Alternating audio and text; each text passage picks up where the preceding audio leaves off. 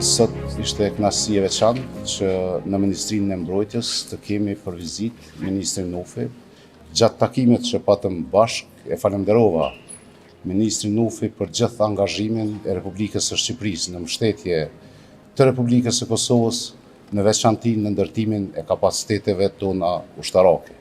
Gjithashtu diskutuam edhe mundësitë e thellimit të bashkëpunimit në fusha tjera, duke përfshirë industrinë e mbrojtjes, një sektor jashtëzakonisht i rëndësishëm dhe i domosdoshëm për kohët kur po jetojmë.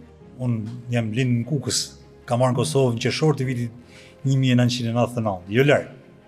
Edhe kam marrë si një thirrje ndaj edhe dashurisë ndaj familjes time që jeton në Kosovë, pjesë sa që jeton në Kosovë.